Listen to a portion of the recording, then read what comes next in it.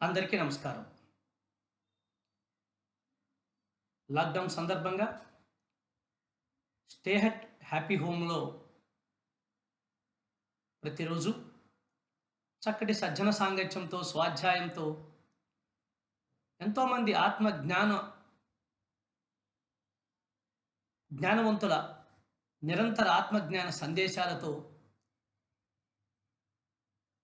మనసుకు చక్కటి సంగీతంతో, శరీరానికి చక్కటి భోజనంతో, బుద్ధికి చక్కటి పుస్తక జ్ఞానంతో, ఆత్మకు చక్కటి ధ్యానంతో మన లాక్‌డౌన్ అద్భుతంగా జరుగుతున్నటువంటి ఈ వేళ మరొక్కసారి ఈ పిరమిడ్ మెడిటేషన్ ఛానల్ ద్వారా యావత్ పిరమిడ్ ధ్యాన ప్రపంచానికి, హిమాలయ విజ్ఞాన అభిలాషులకి, పిరమిడ్ మెడిటేషన్ ప్రేక్షకులకి హృదయపూర్వకంగా ధ్యానాభినందనలు తెలియజేసుకుంటూ, ఈరోజు మన హిమాలయ పర్వంలో భాగంగా కేదార్ నుంచి బయలుదేరి శరీరము అన్నటువంటి ఆటంకాలను దాటి మనసును నెమ్మదిగా పట్టుకొని తుంగనాదుకు చేరి మనసుపై ఆధిపత్యాన్ని సాధించి పశుపతినాథుకు చేరి మనసుకు అధిపతిగా వెలుగుతూ ఆ యొక్క పశుపతినాథ్ తత్వాన్ని విస్తారంగా తెలుసుకొని పశుపతినాథ్ ఎంత విజ్ఞానవంతంగా జీవించవచ్చు, బహుముఖంగా జీవించవచ్చు, ఆ యొక్క ప్రాముఖ్యతను తెలుసుకొని ఈరోజు మనము మన హిమాలయ పర్వంలో ఆ యొక్క పంచపాండవుల అరణ్యవాసంలో ఈరోజు మనము ముక్తినాథుకు చేరుకుందాం. ఈ ముక్తినాథ్ కూడా నేపాల్ దేశంలోనే ఉంది. ఇక్కడ ఒక మాట చెప్పుకోవాలి నేపాల్ దేశం కోసం. భారతదేశానికి అనలేని ఆత్మ విజ్ఞానానికి, వికాసానికి ఎలాగైతే పెట్టని కోటలో హిమాలయాలు, నేపాల్ దేశానికి కూడా అంతే. అటు భూటాన్ దేశం, ఇటు నేపాల్, ఇటు పాకిస్తాన్, ఇటువంటి టిబెట్, మరి చైనా, ఇటువంటి అనేక దేశాలు ఈ హిమాలయ సానువులతో అనుసంధానమై వాటి జీవన విధానాలన్నీ, వాటి సమగ్ర పురోగతి అంతా హిమాలయ పర్వతాలతో ముడిపడి ఉంది. ముఖ్యంగా నేపాల్ దేశం ఒకప్పుడు గొప్ప హిందూ దేశంగా విరాజిల్లేది. అటువంటి నేపాల్ దేశంలో హిమాలయ పర్వంలో మనము 2 పట్టణాలని దర్శించుతున్నాము. ఒకటి కాట్మండ్, 2 పోఖ్రా దగ్గర నుంచి ఆ పైనటువంటి తొరంగల అన్నటువంటి ఆ హిమపర్వత శ్రేణుల్లో, నిత్యము మంచు ఉండే శ్రేణుల్లో ఉండేటువంటి ఒక మహా ముక్తి క్షేత్రం, శక్తి క్షేత్రం, మోక్షనాథ్, మోక్షధామ్, ముక్తేశ్వర్ ఈరోజు మనం సందర్శించే ముందు నేపాల్లో అనేక రకాలైనటువంటి ఆధ్యాత్మిక ప్రదేశాలు ఉన్నాయి. ముఖ్యంగా మన రామాయణానికి ప్రాణం పోసినటువంటి జనకపురి, బుద్ధత్వానికి పురుడు పోసినటువంటి లుంబిని, మనోకామనకి, మన కోరికలు సిద్ధించడానికి కావలసినటువంటి శక్తిని మరి ప్రమాణం తెలియజేసే మనోకామనాదేవి, బర్కత్పుర, జనకపుర, సమస్త హిమాలయ యోగులు వేలాది సంవత్సరాలుగా ఆ యొక్క గుహలలో ధ్యానం చేసుకున్నటువంటి యోగుల కిల్ల నేపాల్గంజ్, మనం అనుకుంటున్నటువంటి సుభాష్ చంద్రబోస్ లాంటి గొప్ప గొప్ప యోగులందరూ నేపాల్గంజ్ నుంచి వచ్చారు. మరణం లేని యోగులు. సో ఇలా నేపాల్గంజ్, లుంబిని ఇలాంటి అనేక ప్రదేశాలతో ఒక గొప్ప ఆధ్యాత్మిక దేశంగా, ప్రదేశంగా విశ్వంలో విరాజిల్లింది. అనేక కారణాలతో ఆ యొక్క వైభవం కోల్పోవచ్చు కానీ ఆ నిప్పు మాత్రం ఎప్పటికీ ఆరదు. అందుకే మన ఆధ్యాత్మికవేత్త అయినటువంటి భారత ప్రధాని మాన్యశ్రీ మోదీజీ గారు తను ప్రధానమంత్రి అయిన తర్వాత, భారత ప్రధానమంత్రి అయిన తర్వాత ఈ హిమాలయాల్లో ఉండే అన్ని ముఖ్యమైన క్షేత్రాలని సందర్శిస్తూ, ఆనాడు పాండవులు ఎలా వీటన్నిటిని సందర్శించారో, అక్కడున్న జ్ఞానాన్ని సమపార్జన చేసుకున్నారో, మోడీజీ గారు కూడా మరి ఇటీవల ఆ యొక్క ఆలయాలని అన్నిటినీ సందర్శించడం మనకు తెలిసిందే. అందులో ముఖ్యంగా పశుపతినాథ్ దేవాలయం, పశుపతినాథుని వారు సందర్శించి బాహ్య ప్రపంచానికి పూజలు చేసినట్టు, ఆత్మజ్ఞాన ప్రపంచానికి ధ్యానం చేసినట్టు పశుపతినాథునితో అనుసంధానమై వారు పొందినటువంటి అనుభవం ఆయన మాటల్లో మనం ఇప్పుడు చెప్పుకుందాం. శంకరుడికి బోలాశంకరుడు అన్నటువంటి ఒక పేరు ఉంటుంది. అంటే ఎవరైతే ఆ స్థానానికి వచ్చి పశుపతినాథు దగ్గరకు వచ్చి ధ్యాన సాధన చేస్తారో వారు అడగకుండానే అన్ని కోరికలు, అన్ని శక్తులు, అంత విజ్ఞానము వారికి ప్రసాదిస్తాడు అన్నది ఆ యొక్క పశుపతినాథు తాలూకా ప్రత్యేకం. ప్రభుం ప్రాణనాథం, విభుం విశ్వనాథం, జగన్నాథం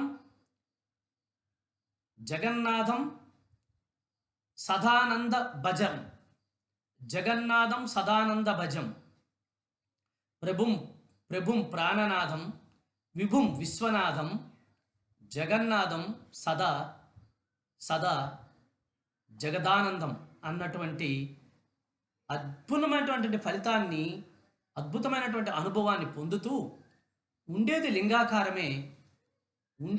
లింగాకారమే, మహత్యం చూడడానికి అనంతాకారం, మహత్యాలలో అనంతాకారం అని మోదీజీ గారు తన సందేశం ద్వారా ఆ రోజు తన ఆ యొక్క పశుపతినాథు దేవాలయం సందర్శించినప్పుడు తను పొందినటువంటి అనుభవాన్ని మనందరితో ఆనాడు లైవ్లోనే పంచుకున్నారు. ప్రభు ప్రాణనాథం, ఎక్కడైతే మన ప్రాణ నినాదం మనకే వినబడుతుందో, విశ్వం విశ్వనాథం, ఆ యొక్క అంతరాత్మల సందేశము, పరమాత్మల సందేశం ఎక్కడైతే మనం విశ్వనాథాన్ని తీసుకుంటామో, జగన్నాథం, జగత్తంతటికీ కావలసినటువంటి నాదం, మరి సదా ఆ యొక్క జగన్నాథ భజం అన్నటువంటి ఆ యొక్క తత్వాన్ని వారి సందేశంలో అంతఃస్ఫుటంగా మనకు అందించడం ఆ యొక్క పశుపతినాథు దేవాలయ సందర్శన మరి ధ్యానం తాలూకా గొప్పతనాన్ని ప్రపంచ దేశాలకు మరొక్కసారి చెప్పకనే చెప్పినట్లయింది. అత్యంత పురాతనమైన శివాలయంగా శివారాధకులు ఆ ప్రాంతాన్ని కేవలం భక్తులుగా సందర్శించి వచ్చేదానికి కాదు అన్నది మరొక్కసారి ఈ కాలంలో కూడా రుజువు చేశారు. ఇందుకోసమే ఆదిశంకరాచార్యుల వారు ఆ యొక్క గొప్ప ఆధ్యాత్మిక శక్తి ఆరామాన్ని ఆ రకంగా మనకి అందించారు. ఇక అక్కడి నుంచి మనం కాఠ్మండులో మరిన్ని అద్భుతమైనటువంటి ప్రదేశాలు ఉన్నాయి. ఒకటి రెండింటిని స్థూలంగా తెలుసుకొని మన ప్రయాణం పోఖ్రా నుంచి మరి ముక్తేశ్వర్కి ప్రయాణం చేద్దాం. 4వ అయినటువంటి పర్వతం పశుపతినాథుని మళ్ళీ పోఖ్రా దిగాలి లోయలోకి. పోఖ్రా నుంచి మళ్ళీ ఈ తొరంగల అన్నటువంటి పర్వత శ్రేణుల్లోకి, మంచు పర్వతాల మీదకి వెళ్ళాలి. ఈ వెళ్తున్నప్పుడు ఏం జరుగుతుంది, అక్కడికి వచ్చినప్పుడు ఏం జరుగుతుంది అన్నదే ఈరోజు మన ధ్యాన ప్రయాణం, హిమాలయ పర్వం. సో ఎప్పుడైతే మనం ఇట్లా ఇక్కడ చూసుకొని వస్తామో అక్కడ ఇంకొక గొప్ప అద్భుతమైనటువంటి అతి పురాతనమైనటువంటి వైష్ణవ సాంప్రదాయానికి సంబంధించినటువంటి ఒక దేవాలయం ఉంది. ఆ దేవాలయం పేరే అందరికీ తెలుసు, జలనారాయణ్. దీన్ని బుడలింగము అంటారు. బుడ బుడనీలకంఠ్. యెస్. బుడనీలకంఠ్ అంటారు. బుడనీలకంఠ్.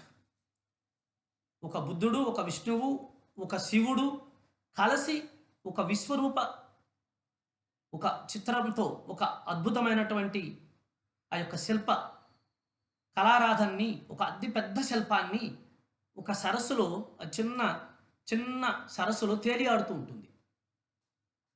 దీని పేరు జలనీలకంఠ్ అంటారు. ఇక్కడ గొప్ప రహస్యము తెలియజేస్తుంది.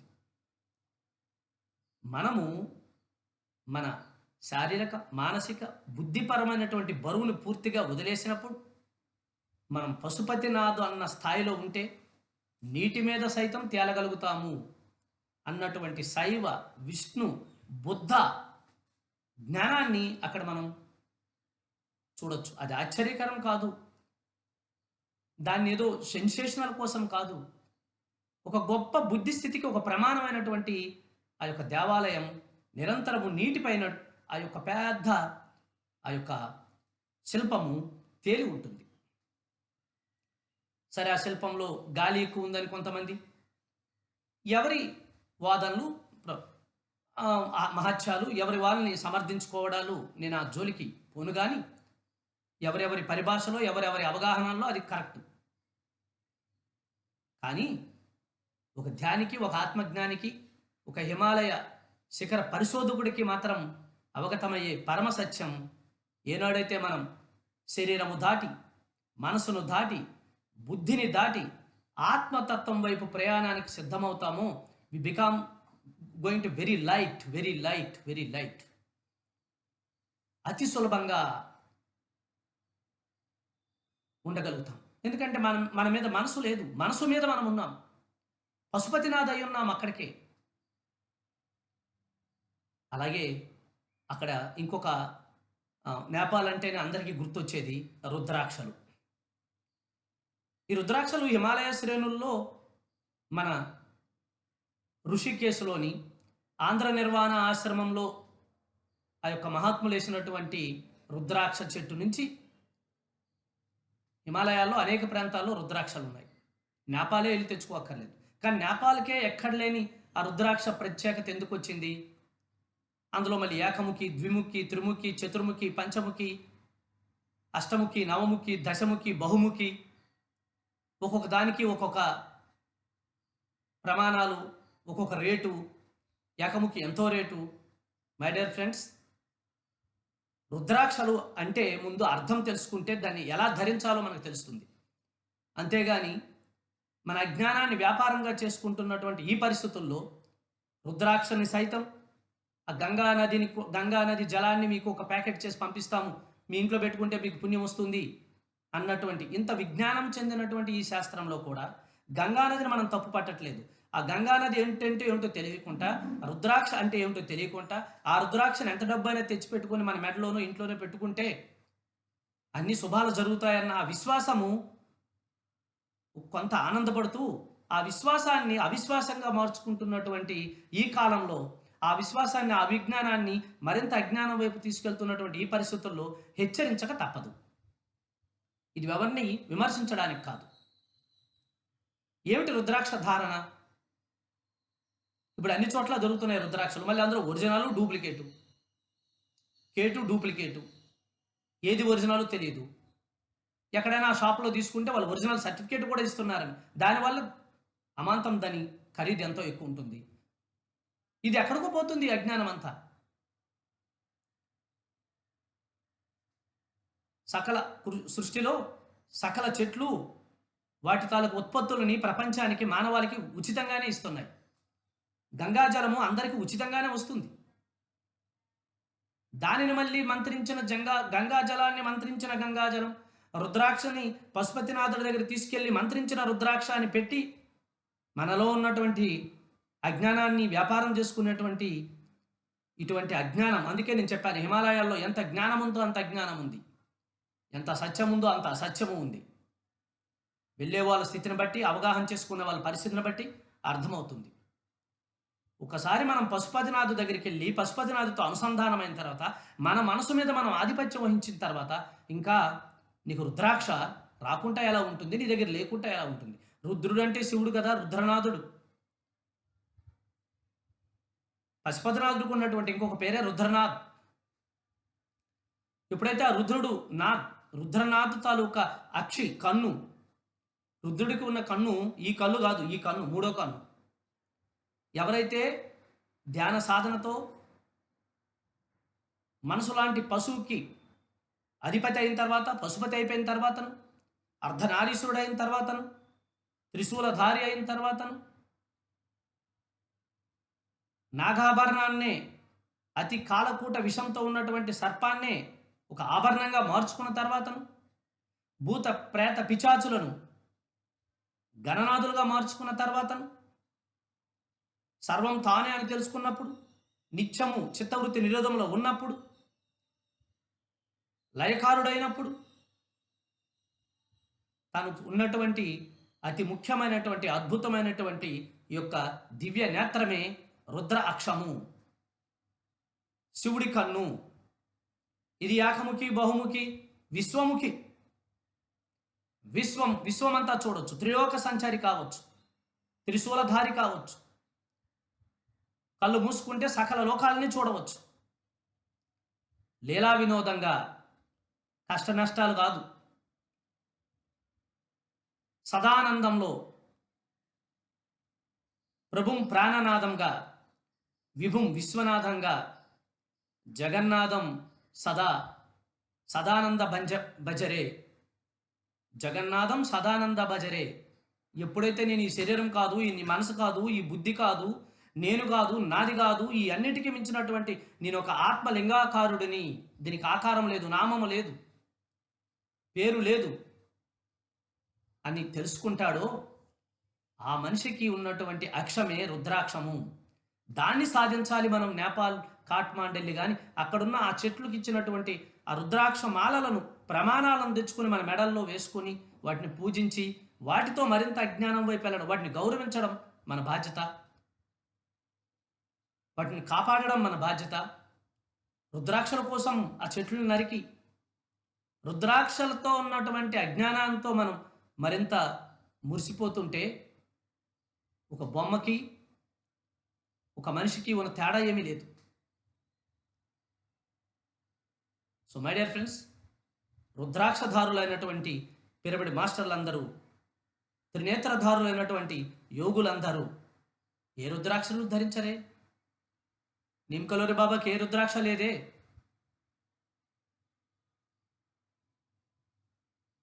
నాంతిని బాబాకి ఏ రుద్రాక్ష లేదే? ఇతివార్ బాబాకి ఏ రుద్రాక్ష లేదే? సోమవార్ బాబాకి ఏ రుద్రాక్ష లేదే? మహావతార్ బాబాజీకి ఏ రుద్రాక్ష లేదే? వాళ్ళ అక్షమే, వారి కన్నే, వారి మూడవ కన్నే రుద్రాక్షమై ఉన్నప్పుడు మహాత్మా గాంధీ దగ్గర ఏ రుద్రాక్షలు లేవే? ఓషో దగ్గర ఏ రుద్రాక్షలు లేవే? లోప్సాల్ రాంపా దగ్గర ఏ రుద్రాక్షలు లేవే? బుద్ధుడి దగ్గర ఏ రుద్రాక్షలు లేవే? బాహ్యంలో ప్రకటించుకునేవి రుద్రాక్షలు కాదు, అంతరంలో సాధించవలసింది రుద్రాక్ష. అది నేపాల్ పశుపతినాథ్ బాగుమతి నదీ తీరంలో, అసేతు హిమాలయాలలో విస్తారంగా ఉన్నాయన్న ప్రమాణాలు మనకి అక్కడ లభ్యమవుతాయి. ఇదే హిమాలయ విజ్ఞానం. సో మై డియర్ ఫ్రెండ్స్, మనం ఈ యొక్క కాట్మండ్లో ఉన్న ప్రదేశాలను ఆ హిమాలయ విజ్ఞానంతో భారతదేశానికి సరిసాటిగా విరాజిల్లుతున్నటువంటి ఆ యొక్క దేశంలో మనం ఇప్పుడు తొరంగల ప్రాంతంలో ఉన్నటువంటి ముక్తినాథుని చేరుకుందాం. దీనికి నడక మార్గం చాలా చాలా కష్టం. పోఖ్రా నుంచి ఒక గుహ్యేశ్వరుడుగా నేను పశుపతినాథుని అయిపోయినాను అని ఏమాత్రం విర్రవేగకుండా, గుహ్యం అంటే ఒక సాధారణంగా, అతి సాధారణంగా, అతి సరళంగా అక్కడ ఉన్నటువంటి ఆ యొక్క యాత్రా నిర్వాహకులను మనం కొంచెం ప్రసన్నం చేసుకుంటే ఒక రకమైనటువంటి ఎగురుడు బళ్ళు అనొచ్చు. హెలికాప్టర్ అనలేం, విమానం అనలేం, కానీ ఎగురుడు బళ్ళు. అవి కిందకు చూస్తే ఎక్కడ జారిపోతామో తెలియదు, పైన అన్ని తెరిచి ఉంటాయి. చాలామంది కళ్ళు మూసుకొని కూర్చుంటారు ఎక్కి. బాబోయ్ మధ్యలో దించే వెనక్కి తీసుకురా అంటుంటారు చాలామంది. కానీ వారి సాహసోపతంగా వారు ఆ యొక్క యక్షుల చేసేటువంటి ఒక గొప్ప కార్యాన్ని అక్కడ ఉన్నటువంటి ఆ సేవకులందరూ విస్తారంగా ముక్తినాథుకు చేరదాం అనుకున్న వాళ్ళందరినీ చేరుస్తూ ఉంటారు. సరే, ఇందులో ఎవరు దానిని పొందుతున్నారో ఎవరు పొందట్లేదో వారికి తెలియదు. వారి కర్తవ్యాన్ని వాళ్ళు నిర్వర్తిస్తున్నారు. ఏమిటయ్యా ముక్తినాథ్ అంటే, ఒక మూర్తి శ్రీమూర్తి అయ్యే ప్రదేశమే ముక్తినాథ్. మూర్తి శ్రీమూర్తి కావాలి. ఒక నరుడు నారాయణుడు కావాలి. శ్రీ అంటే సుఖము, సౌభాగ్యము, శాంతము, శక్తివంతము. ఒక మూర్తి, మామూలు మూర్తి, ఆసామి, స్వామి కావాలి. ఆ యొక్క ప్రదేశమే ముక్తినాథ్, మోక్షనాథ్. మోక్షేశ్వరుడు, ముక్తేశ్వరుడు కొలువై ఉన్నటువంటి ప్రదేశం. పశుపతినాథ్ అయిన తర్వాత మనకు అప్రయత్నంగానే మనకు వచ్చే ఒక గొప్ప, ఆ స్థాయి దాటినటువంటి ఎవరైనా సరే పశుపతినాథ్ స్థాయి దాటిన తర్వాత మనకి వచ్చే ఒక గొప్ప బహుమానమే ఈ మూర్తి శ్రీమూర్తి అవుతుంది. ఈ ఆసామి స్వామి అవుతాడు, ఈ నరుడు నారాయణుడు అవుతాడు. అందుకే ఈ ప్రదేశంలో ఒక గొప్ప మహత్యం ఉంది. ఏంటంటే, కేదార్నాథు హిందువులు మాత్రమే వెళ్తారు, తుంగనాథు హిందువులు మాత్రమే వెళ్తారు, పశుపతినాథు హిందువులు మాత్రమే వెళ్తారు. ఒక మతానికి మాత్రమే ఇంతవరకు ఉంది. కానీ ముక్తినాథుకి హిందువులు, ముస్లింలు అందరూ వెళ్ళొచ్చు. అక్కడ ఏ ఆటంకము లేదు. మతం ఏదైనా వారి సమ్మతంతో, వారి సాధనతో వాళ్ళు పశుపతినాథ్ అయిన తర్వాతను, వారు రుద్రాక్షను వాళ్ళు సాధించుకున్న తర్వాతను వారందరూ ముక్తికి అర్హులే అని చెప్పకనే చెప్తుంది ముక్తినాథ్. అంతేగాని అతి కష్టం మీద ముక్తినాథ్కి వెళ్ళి అక్కడ 2 ఫోటోలు తీసుకొని అయిపోయింది అని మరి వెనక్కి వచ్చేస్తే ముక్తి వచ్చినట్ట అంటే కాదు. మరింత బంధంలోకి వెళ్ళిపోతాం. వదలాల్సింది వదిలితే ముక్తి, పొందాల్సింది పొందితే మోక్షం. నేను శరీరం అన్నది వదలాలి, మనసు అన్నది వదలాలి, బుద్ధి అన్నది వదలాలి. నేను ఇవేవీ కాదు, నేను ఆత్మస్వరూపుణ్ణి, నేను ప్రాణాన్ని, నేను వాయువుని అని ఎవరైతే అనుభవపూర్వకంగా తెలుసుకొని జీవిస్తూ ఉంటారో వాళ్ళే మూర్తి. ఇదంతా మూర్తి, ఇది శ్రీమూర్తి. శాంతము, సౌఖ్యము, సౌభాగ్యము అన్నీ ఇక్కడ దొరుకుతాయి. దీని పేరే జీవన్ముక్తి. అంటే ఇది జీవించి ఉండగా ముక్తిని పొందడము. ఇవి లేకుండా ముక్తిని పొందడం లేదు. అందుకే ఆదిశంకరాచార్యుల వారు ఇక్కడ ఈ యొక్క క్షేత్రానికి ముక్తి శ్రీముక్తి క్షేత్రం అని పెట్టారు. మూర్తి శ్రీమూర్తి అయ్యే స్థానంగా వారు లిఖింపజేశారు. ఆ యొక్క ప్రమాణాన్ని మనకు అందించారు. ఎంతో అందమైనటువంటి ప్రదేశం, చూపులు తిప్పుకోలేనటువంటి ప్రదేశం, కానీ ఎక్కువసేపు ఉండగలిసిన ప్రదేశం మాత్రం కాదు. ఎందుకంటే అక్కడ అతి తక్కువ ఆక్సిజన్ ఉంటుంది. అనుకుంటాం దూరం నుంచి ఒక రోజైనా ఉండి వద్దామండి, ఉదయం నుంచి సాయంత్రం దాకాను. హోటల్స్ ఉండవు, లాడ్జీలు ఉండవు. చిన్న ఆ నేపాలీస్, ఆ గుర్కాస్ ఇచ్చినటువంటి కహవా, ఒక విధమైనటువంటి ఛాయలు మాత్రమే దొరుకుతాయి అక్కడ. చిన్న రొట్టెలు దొరుకుతాయి. ఎక్కువసేపు ఉండడానికి కాదు. ఆ చలి నుంచి మళ్ళీ వెంటనే మనం మధ్యాహ్నానికల్లా మేఘాలు మారిపోతాయని, వర్షాలు పడతాయని ఒక భయంతో మళ్ళీ మనం పరిగెత్తుకొని పోఖరాకు వచ్చేస్తాం. పోఖరాలో చక్కటి పట్టణం, చక్కటి వసతులు ఉన్నాయి, మరెన్నో ఆధునిక సదుపాయాలు ఉన్నాయి. మనందరం నిజంగా గొప్ప దివ్యాత్ములమే. అంత అనితర సాధ్యమైన హిమాలయాలను సైతం సునాయాసంగా, హాయిగా, సకల సౌకర్యాలతోనూ, గానా భజానాలతోనూ మనం పోయి వచ్చేయగలుగుతాం. అది మన యోగత్వం. బహుశా ఆనాడు ఆ విష్ణుమూర్తికి కూడా దొరికిందో లేదో, ఆ శివ పరమాత్మకు కూడా దొరికిందో లేదో, కానీ ఈనాడు మన అందరికీ దొరుకుతుంది. తద్వారా మనం ఎంతో గొప్ప అదృష్టవంతులమని చెప్పవచ్చు, భాగ్యవంతులమని చెప్పవచ్చు. సో ముక్తినాథ్ పంచమహాభూతాలకి గాలి, నీరు, వాయువు, పృథ్వీ, ఆకాశం, ఈ 5 తత్వాలు ఒక మనిషి ఈ పంచేంద్రియాలతోనే నిత్యము అనుసంధానమై అనుభవం పొందే అద్భుతమైనటువంటి ప్రదేశం. అందుకే దానికి పంచభూతాక్షేత్రము అని కూడా అంటారు. ఇక్కడే అతి అద్భుతమైనటువంటి ఒక విద్య సాధన ఉంది హిమాలయాలలో. అక్కడ వెతుక్కోవాలి వాళ్ళని. ఇక్కడ ఈ విద్య నేర్పించబడిన హిమాలయాల్లో ఎక్కడ బోర్డులు ఉండవు. ఏ యోగి నాకు ఈ విద్య వచ్చు మీరు రండి అని చెప్పి ఉండడు.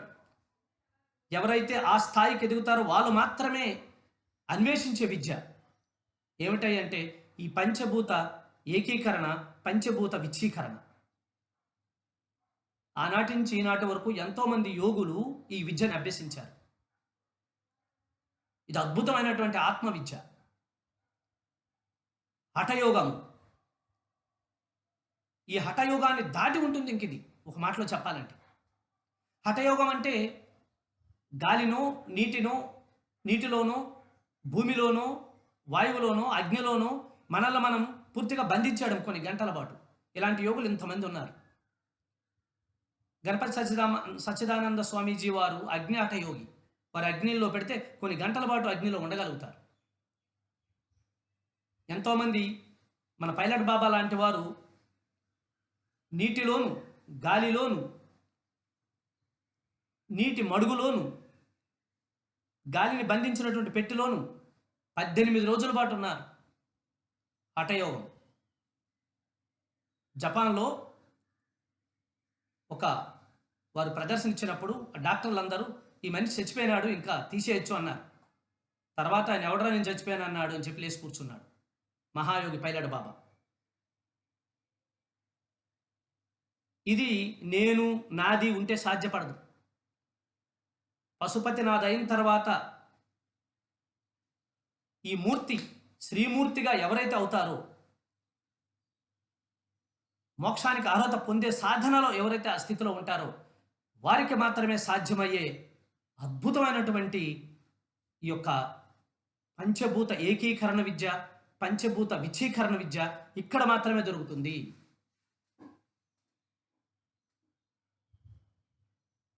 అన్వేషిస్తే దొరుకుతుంది. ఆ యొక్క యోగుల పరంపర ఇప్పటికీ అక్కడ ఉంది. ఏం చేస్తారు వీళ్ళు? మానవ మేధస్సుకి, ఆధునిక వైద్య శాస్త్రానికి అందని రహస్యం హిమాలయ యోగుల్లో సనాతనంగా ఉంది. దాని పేరే సనాతన ధర్మం.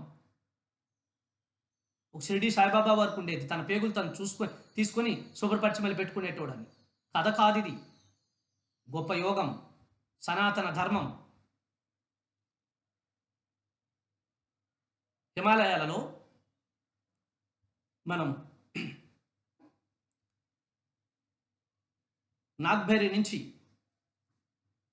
ఆ యొక్క మానస సరోవరం, ఓంకార పర్వతం వెళ్ళే ఆ ప్రాంతంలో వెళ్తూ నందాదేవికి వెళ్తున్నటువంటి మార్గంలో ఒక గొప్ప యోగి ఉండేవారు. ఆయనకి ఖండయోగం ఉండేది. కాలాముని ఆయన పేరు. ఎంతమంది మహాత్ములు కొన్ని పుస్తకాల్లో చదివి ఉన్నారు. వారి ఆశ్రమంలో ఈ యొక్క అవయవాలన్నీ నరుక్కొని పడేసి ఉండేవాళ్ళు. ఎవరైనా చూస్తే ఇదేంట్రా బాబు, ఏదో ఫ్యాక్షన్ వచ్చేలాగా అవయవాలన్నీ నరికి పడేసినారు అనుకుంటారు. ఎంతోమంది పారిపోయిన వాళ్ళు ఉన్నారు. చూసి బెంబేలెత్తిపోయి పారిపోయి ఉన్నారు. ఆ యొక్క మానస కైలాసకి వెళ్తున్నటువంటి మార్గంలో ఎదురుగా ఉన్నటువంటి ఒకానొక ప్రదేశంలో ఒక కొండపైన ఆ ముని ఉండేవారు, కాలాముని. కాలాముని వారికి సాష్టాంగ నమస్కారాలు. వారి ఆశ్రమానికి ఎన్నోసార్లు వెళ్ళాం. అక్కడ ఎంతోమంది మణి సాధన విద్యను పొందినటువంటి యోగులు వచ్చి ఉంటారు. భూత భవిష్యత్ వర్తమాన కాలాలను ప్రత్యక్షంగా ఇక్కడ మణిని సాధించుకొని ఉన్నటువంటి ఆ యొక్క మణి పేరే సమంతకమనిగా మన పురాణాల్లో కనిపిస్తుంది. అలాంటి మణి సాధన యోగులు ఎంతోమంది ఉన్నారు. మణి సాధన విద్య అది వేరు. మళ్ళీ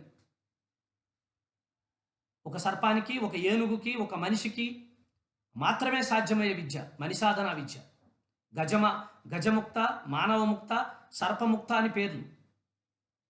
ఇలాంటి ఈ విద్యలకి నిలయం హిమాలయాలు. ఏ విద్యలైతే చావు లేదో, ఏ విద్యలకైతే మరణం లేదో, ఏ విద్యలకైతే మార్పు లేదో ఆ యొక్క మహావిద్యలకు నిలయాలే హిమాలయాలు. సో కాలాముని గారు అలా ఉండేవారు. ఎలా సాధ్యమైంది ఇది? శ్రీరాముల వారు తన అవతారాన్ని పరిసమాప్తం చేసుకున్నప్పుడు ఆ యొక్క సరయూ నదిలో కూర్చున్న మనిషి కూర్చున్నట్టుగానే ఉండి ఆ యొక్క జలాన్ని ఆధారంగా చేసుకుని తన పంచేంద్రియాలని పంచభూతాలలో కలిపేసి అలా ఆ నీటిలో నిమగ్నం అయిపోయినారు. ఇది పంచభూత విచ్చీకరణ విద్య శ్రీరాముల వారికి విశ్వామిత్రుల ద్వారా దొరికింది. ఈ యొక్క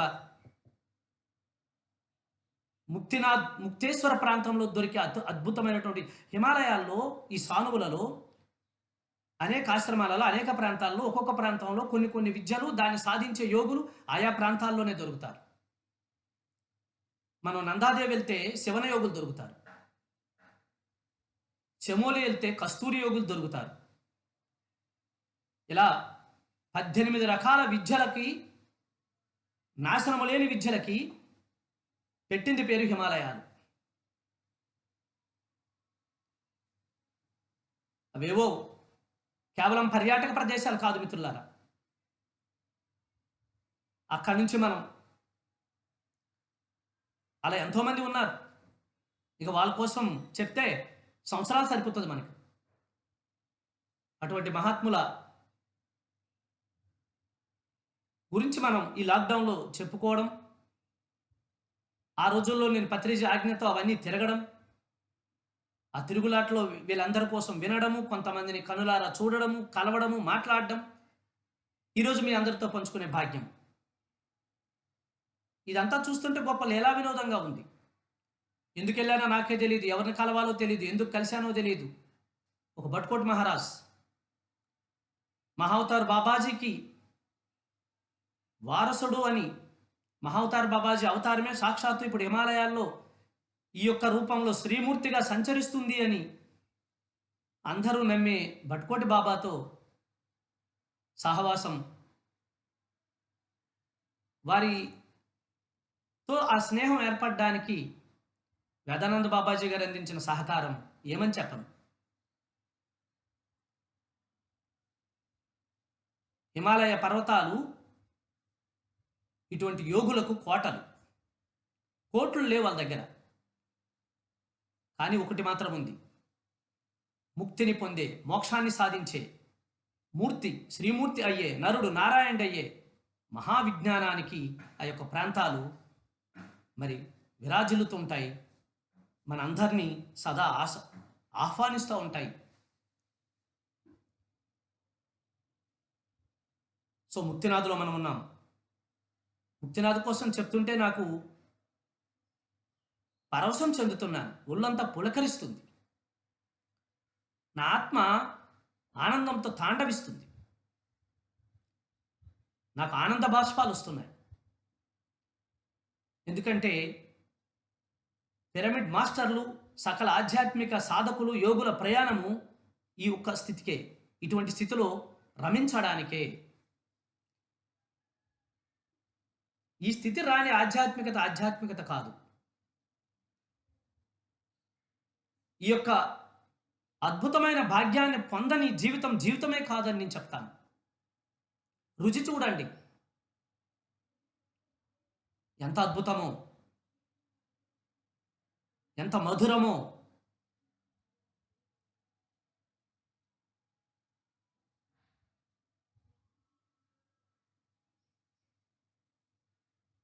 ముక్తినాథ్లో మరొక అద్భుతం ఉంది.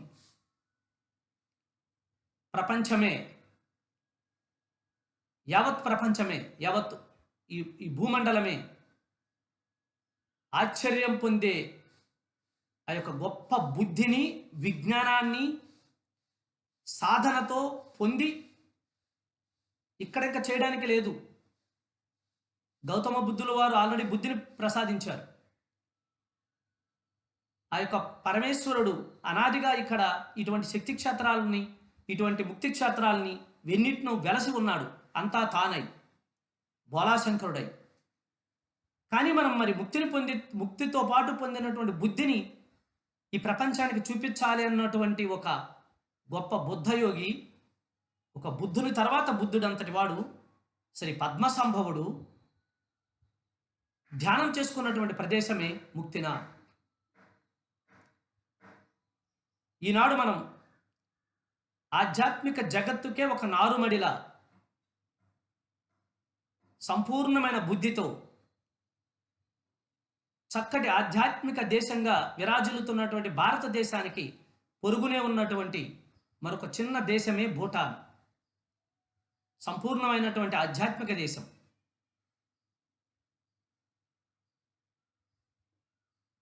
మన కంటికి కనిపిస్తున్న వృక్ష జాతినే ప్రత్యక్ష దైవ జాతిగా భావించినటువంటి గొప్ప జాతి.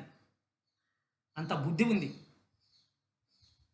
ఎక్కడ చెత్త చెదారము అపరిశుభ్రత అన్నది కనుసూపు మేరలో ఉండదు.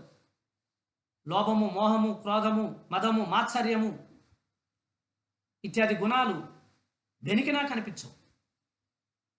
పరిశుభ్రతకి, పరిరక్షణకి, స్వీయ పరిరక్షణకి, ఆరోగ్యానికి, శాంతికి, మానవ జీవితం ఎంత అద్భుతంగా జీవించవచ్చో ఈ ప్రపంచానికి చూపిస్తున్నటువంటి ఒక దేశమే భూటాన్.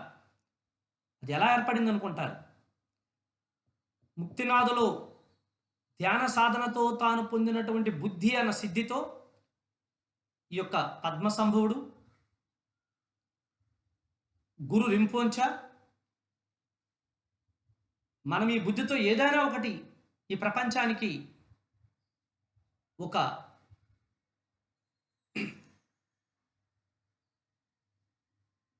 ఒకటి చూపించాలి. మన బుద్ధి ఎంత ఉందో, బుద్ధి ఉంటే ఎలా ఉంటుందో ఈ ప్రపంచానికి కనులకు కట్టినట్టు చూపించాలి ఒక నిదర్శనమని ఆ ప్రాంతం నుంచి వెళ్ళిపోయి భూటాన్ చేరి అక్కడ ద్రుమలై కృపా కిల్లే అన్నటువంటి ఒక తాంత్రిక యోగిని కలిసి ఈ ముగ్గురు సమాలోచన చేసి మహాకారణ లోకాల నుంచి ఈ యొక్క కారణ లోకాల్లోకి తీసుకొచ్చినటువంటి అద్భుతమైనటువంటి ఆ యొక్క మహత్యమే, ఆ యొక్క అద్భుత ఘట్టమే భూటాన్ నగరం. మయసభను పుస్తకాల్లో చదువుతాం, మన కంటిలో చూడడానికి లేదు, అక్కడ చూడవచ్చు. హిమాలయ పర్వంలో భూటాన్ కోసం ఇంకొక రోజు తెలుసుకుందాం. కానీ ఇప్పుడు సందర్భం వచ్చింది కాబట్టి అంత గొప్ప యోగుల పుణ్యభూమి, అంత గొప్ప యోగుల సాధన చేసుకున్న భూమి ముక్తినాథ్ మోక్షనాథ్. అలాగే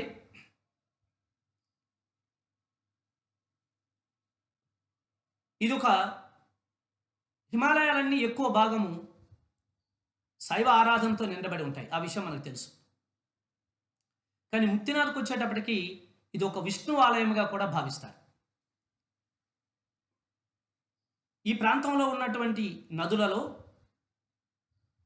ఎంతో మహత్యము గలటువంటి జీవరాళ్ళు, సజీవమైనటువంటి రాళ్ళు, చూడడానికి రాయిలాగే ఉంటుంది, వాటికి జీవం ఉంటుంది. వాటినే మనం శాలిగ్రామాలు అంటాం.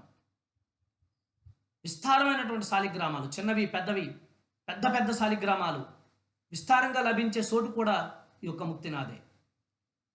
ఇప్పటికీ ఆ శాలిగ్రామాల వేట కొనసాగుతూ ఉంటుంది. ప్రకృతి ఇస్తుంది, కానీ మనిషికి దురాశ. ఇందాక మనం పశుపతినాథులో ఆ బుడనీలకంఠ్, అదే జలనారాయణ్ విగ్రహము ఈ యొక్క శాలిగ్రామంతో చేయబడింది. ఎన్నో చోట్ల హిమాలయాలలో ఎంతోమంది బాబాల దగ్గర వారి గురువులు వాళ్ళకి వారసత్వంగా ఇచ్చే ఈ శాలిగ్రామాలను మనకు చూపిస్తూ ఉంటారు. ఇదిగోండి మాకు ఈ గురువు ఇది ఇచ్చారు అని.